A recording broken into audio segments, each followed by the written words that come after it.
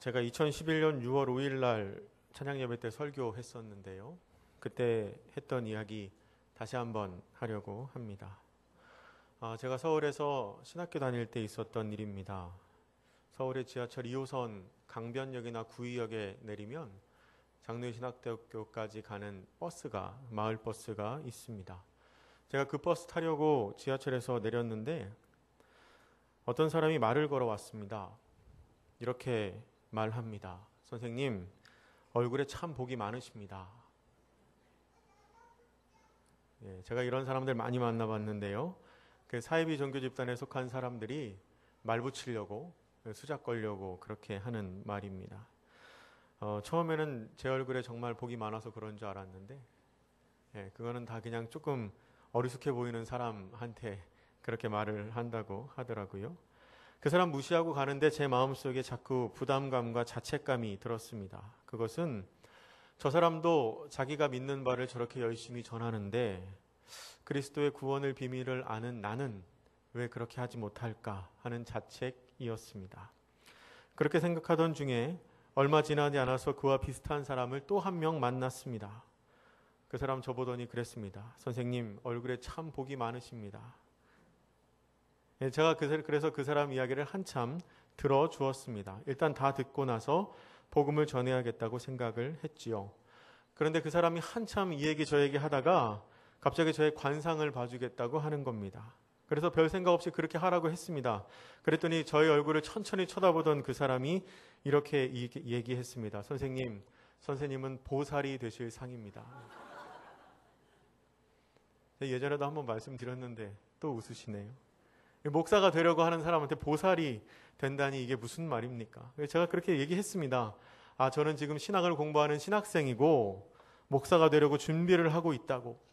그랬더니 그 사람이 또 이렇게 말합니다. 역시 선생님은 보살 아니면 목사가 되실 상입니다. 제가 목사 안 됐으면 보살 될 뻔했습니다, 여러분. 제가 좀 어이가 없었지만 그래도 생각한 바가 있어서 그 사람 얘기 다 듣고 저도 그 사람에게 복음을 전했던 기억이 납니다. 제가 재작년에 했던 이야기를 다시 말씀드리는 이유는 오늘 설교를 준비하면서 다시금 그 사람의 모습이, 그런 사람들의 모습이 떠올랐기 때문입니다. 제가 그런 사람들 참 많이 만나봤다고 말씀드렸는데요. 그런 이단이나 사이비 단체에 빠진 사람들을 볼 때 먼저 느끼는 감정은 참 안 됐다는 겁니다. 저 사람들 참 안 됐다. 진리가 아닌 것을 진리인 줄 알고 전하는 그 모습이 참 안타깝습니다. 그리고 또 하나 드는 생각은 그들이 참 당당하다는 겁니다. 그렇게 자신들이 믿는 바를 전하는 사람치고 소극적이거나 상대방이 거부한다고 움츠러들거나 스스로를 부끄럽게 생각하는 사람을 저는 한 번도 본 적 없습니다. 그 사람들 굉장히 당당합니다. 그들이 그렇게 할 수 있는 이유는 그들이 믿는 신은 가짜이지만 안타깝게도 그들의 믿음은 진짜이기 때문입니다. 내가 믿는 것이 진짜라는 확신이 있으니 자기들의 믿음을 전하는 일에 거침이 없는 거죠. 그들은 자기들의 믿는 바를 부끄러워하지 않습니다. 그렇다면 여러분, 우리는 어떤가요? 가짜를 믿는 사람들도 그렇게 열심인데 진짜를 믿는 우리들은 삶을 통해 진리이신 하나님을 얼마나 드러내면서 살아가고 있습니까? 가짜를 믿는 사람들도 자신들의 믿는 바를 부끄러워하지 않고 드러내는데 과연 진짜를 믿는 우리들은 얼마나 우리의 복음을 드러내며 살아가고 있나요? 사도 바울은 오늘 본문 16절 말씀에서 내가 복음을 부끄러워하지 아니하노니 라고 말합니다. 부끄러워하지 아니한다는 것은 바꿔 말하면 자랑스럽게 생각한다는 것입니다. 사도 바울은 복음을 자랑스럽게 생각하는 사람이었습니다. 그런데 여러분, 객관적으로 보았을 때에 초대교회 당시에는 복음이 그렇게 자랑할 만한 게 되지 않았습니다.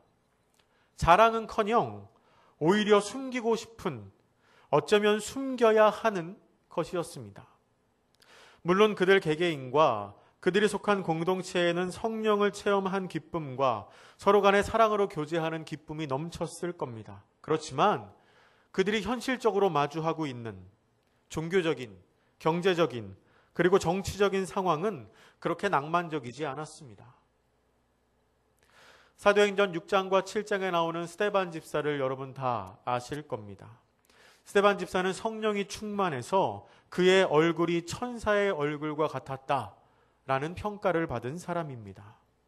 그런데 그가 사람들에게 설교하며 복음을 전파했을 때 그에게 돌아온 것이 무엇입니까? 그에게 돌아온 것은 사람들의 돌팔매질이었습니다.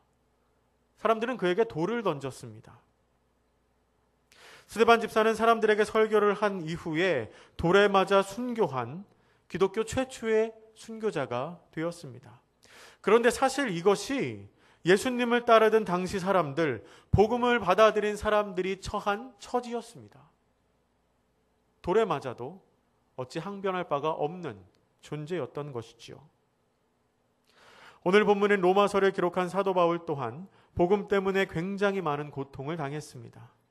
고린도후서 11장에서 사도 바울은 자신이 고생한 것을 나열하는데 이렇게 말합니다.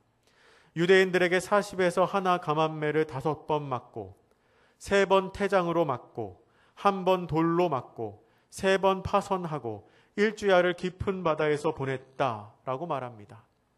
또한 여러 번 자지 못하고 줄이며 목마르고 여러 번 굶고 춥고 헐벗었다라고 말합니다.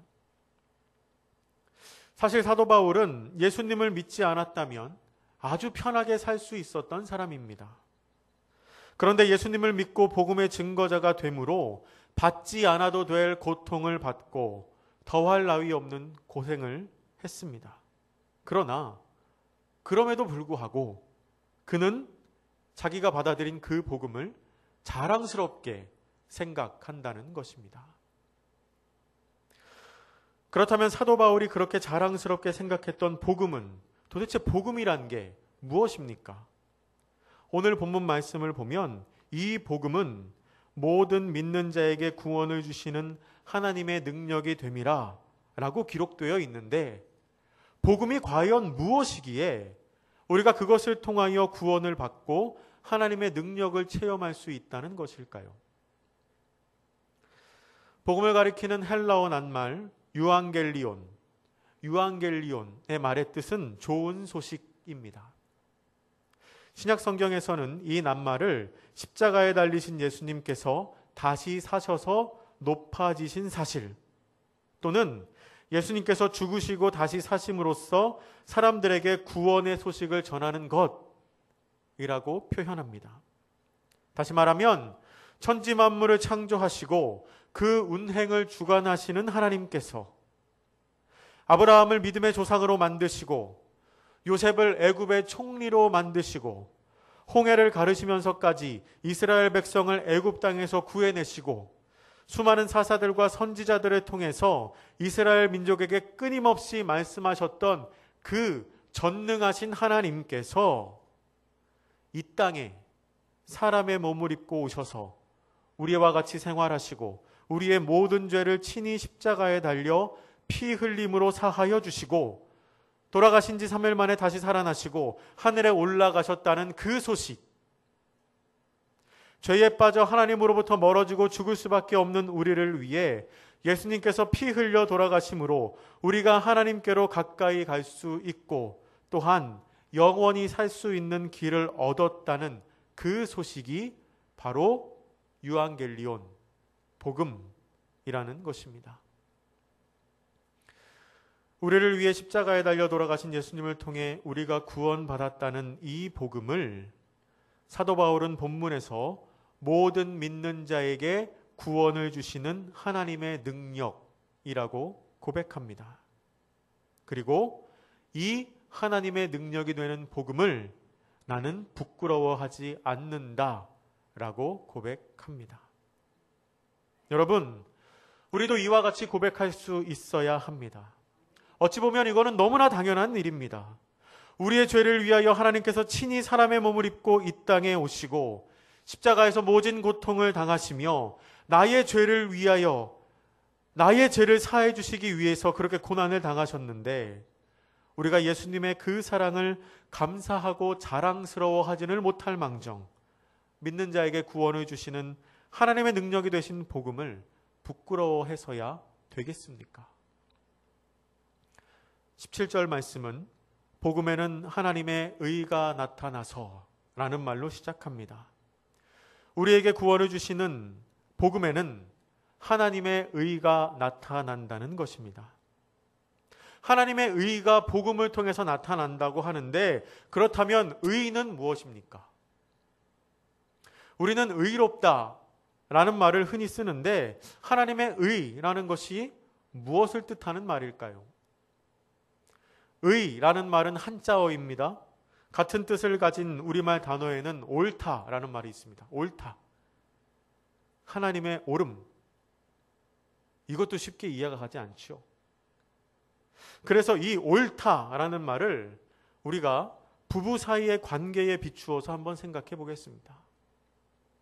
여러분, 부부 사이의 옳은 관계는 무엇입니까?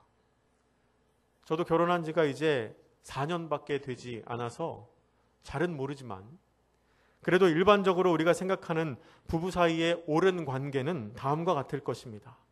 서로 사랑하고 서로 믿어주고 약속을 지키고 서로 간의 필요를 채워주는 것, 그것이 옳은 부부 사이의 관계라고 생각합니다. 다들 그렇게 살고 계시죠? 그걸 이번에 처음 알았다는 표정을 그렇게 짓고 계시면 제가 당황스럽습니다. 예. 그런데 그렇게 변하지 않고 사랑하며 서로를 믿어주며 약속을 지키는 것을 한 단어로 표현하자면 신실함이라고 말할 수 있습니다. 신실함. 우리가 이 옳다라는 말과 신실하다라는 말을 동의어로 사용할 수 있다면 오늘 말씀을 복음에는 하나님의 신실함이 나타난다 라고 말할 수도 있을 겁니다. 그러니까 복음에는 하나님의 변함없는 사랑과 우리를 향한 믿음과 약속의 성취가 나타난다 라고 이해할 수 있다는 것입니다. 여기에 앞에서 이야기한 복음이 무엇인지에 대한 설명을 덧붙여 말하면 이렇게 됩니다. 하나님께서 인간의 몸을 입고 이 땅에 오셔서 십자가를 지시며 내 죄를 사하신 것, 즉 복음에는 하나님의 변함없는 사랑과 우리를 향한 약속의 성취가 나타난다. 신실함이, 의로움이 나타난다는 겁니다. 여러분 눈에 보이는 저 말이 바로 복음에는 하나님의 의가 나타나서 라는 말의 뜻입니다. 하나님께서는 구약시대부터 수없이 많이 자신의 백성들을 위해 기적과 은혜를 베푸셨습니다. 많은 경우에 하나님은 사람들을 통하여 일하셨고 때로는 직접 개입하셔서 이스라엘을 돌보셨습니다. 그러나 어리석은 사람들은 위험과 고통에 처했을 때에만 하나님께 부르짖고 하나님이 구원하시면 그 자리에서만 감사할 뿐이었습니다. 그들은 수없이 하나님을 배신하고 끊임없이 하나님을 원망했습니다. 그러나 그럼에도 불구하고 하나님께서는 그들을 구원하시겠다는 약속을 잊지 않으십니다. 사람들이 하나님을 잊었을 때에도 하나님은 그들을 향한 약속을 잊지 않으십니다. 그래서 그 약속을 지키시기 위해서 친히 인간의 몸을 입고 이 땅에 오신 것입니다. 이것이 바로 사도 바울이 복음에는 하나님의 의가, 복음에는 하나님이 신실하심이 나타났다라고 고백하는 이유입니다. 사도 바울은 그 뒤를 이어서 이렇게 고백합니다. 복음에는 하나님의 의가 나타나서 믿음으로 믿음에 이르게 하나니 기록된 바 오직 의인은 믿음으로 말미암아 살리라 함과 같으니라. 아멘. 이 말씀은 복음에 나타난 하나님의 신실함이 우리를 믿음에 이르게 하고 또한 그 믿음이 우리를 살린다고 말합니다. 본문은 오직 의인은 믿음으로 말미암아 살리라 라고 말하는데요. 그러한 의인이 되는 과정을 로마서 3장 23, 24절은 이렇게 기록하고 있습니다. 우리가 같이 한번 읽어보겠습니다. 시작. 모든 사람이 죄를 범하였음에 하나님의 영광에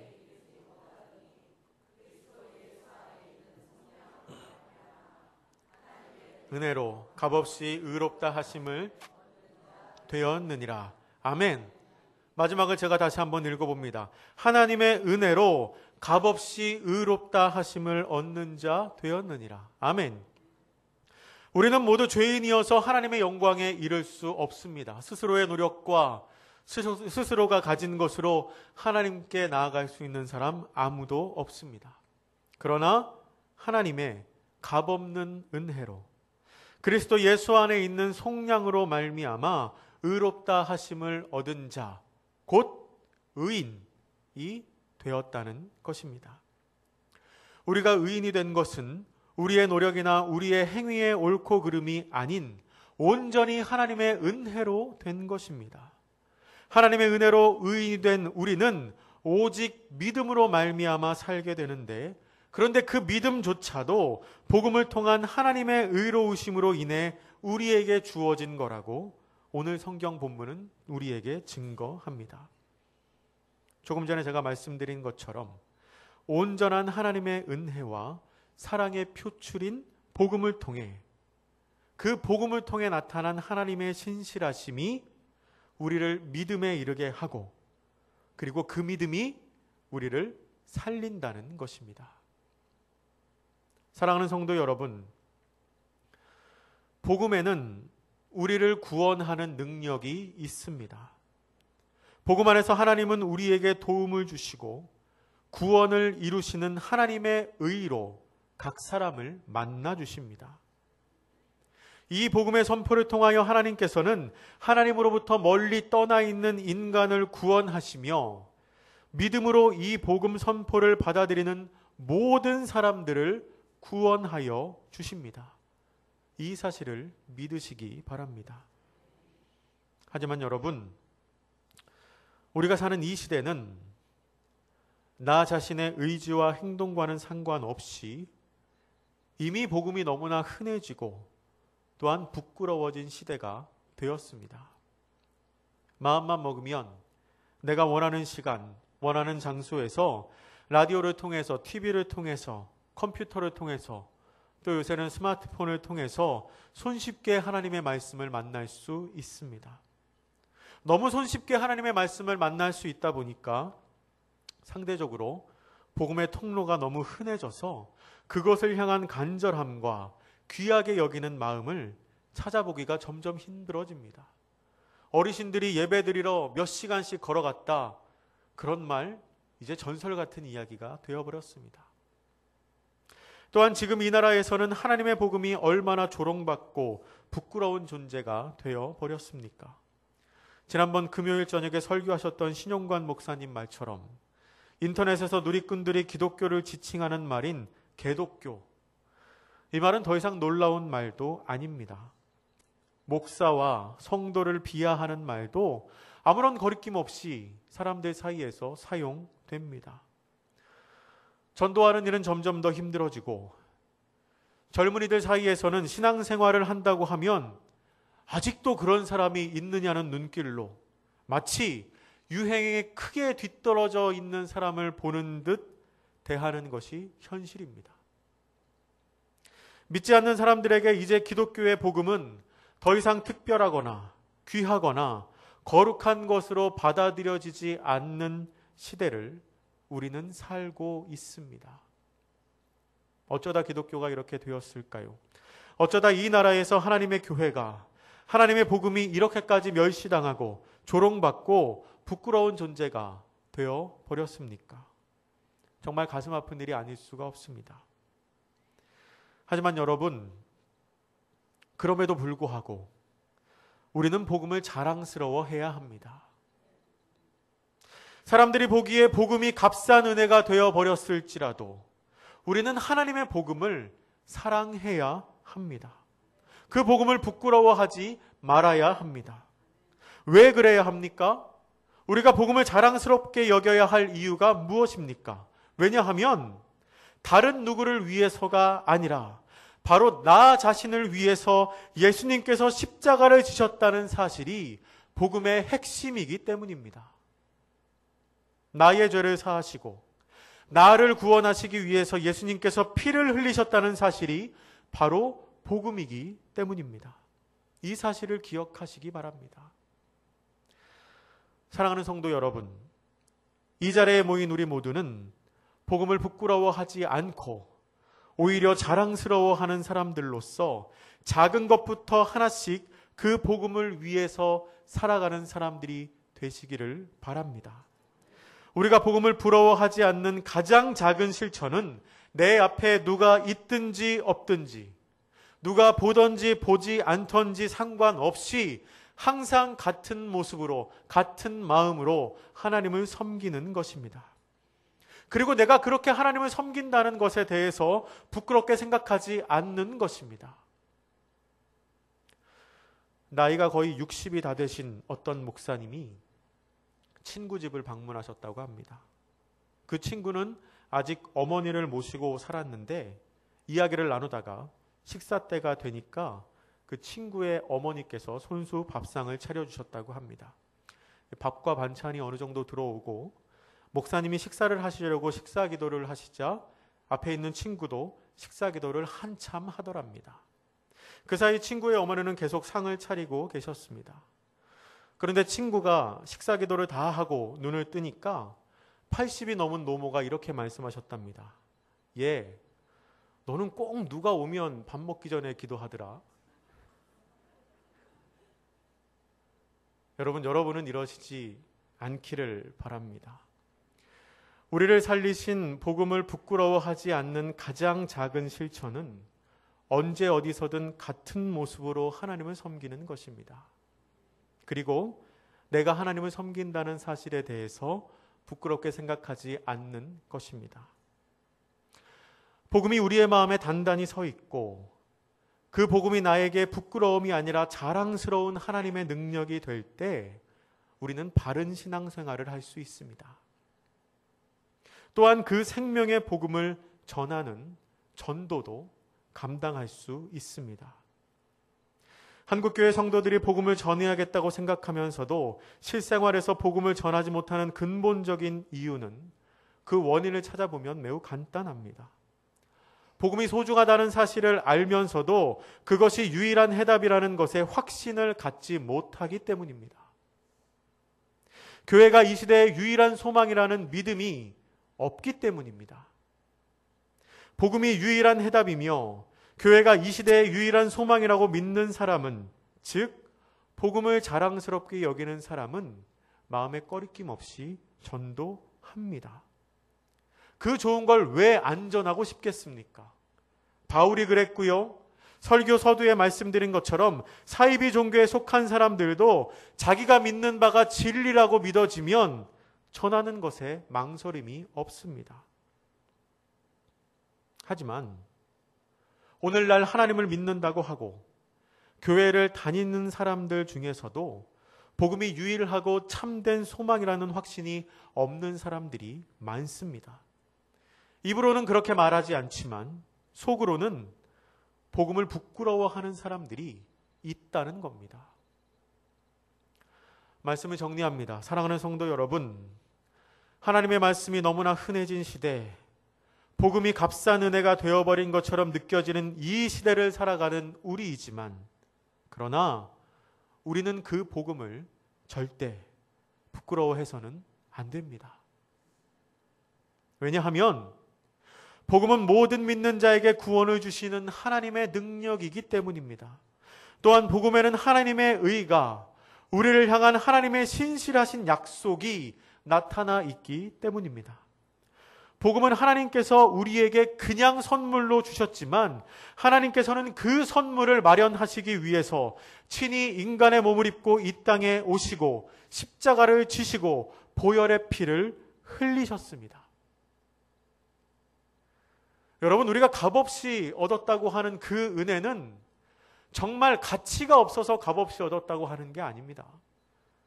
세상의 가치로는 그 가격을 매길 수가 없기 때문에 아무 걸로도 그 복음을 대신할 수 없기 때문에 우리가 값없이 받았다고 하는 겁니다. 주님께서는 우리를 위해 십자가를 지시고 보혈의 피를 흘리셨습니다. 이 사실을 기억하시며 우리를 구원하신 하나님의 복음을 자랑스러워하고 그 복음을 허락하신 하나님의 뜻대로 살기를 다짐하며 또한 그 복음을 전하는 저와 여러분이 되시기를 주님의 이름으로 축복합니다. 기도하겠습니다. 사랑의 하나님, 우리를 위해 십자가를 지시고 피 흘리신 예수님의 고통을 기억합니다. 그리고 그 피값으로 우리를 살리신 하나님의 복음을 기억합니다. 하나님께서는 그렇게 귀한 값을 주고 저희를 살리셨는데 저희는 그 복음을 부끄러워한 적은 없었는지 반성합니다. 사도 바울의 고백처럼 저희가 복음을 부끄러워하지 않는 자가 되게 하시고 주님의 뜻대로 살게 하시며 나아가 그 복음을 전하는 주님의 자녀들이 되게 하여 주시옵소서. 감사드리며 예수님의 이름으로 기도드립니다. 아멘.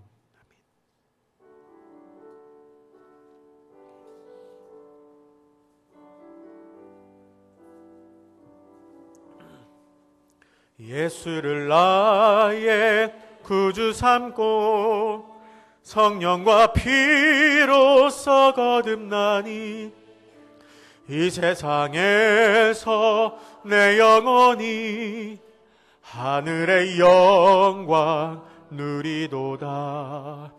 이것이 나의 간증이요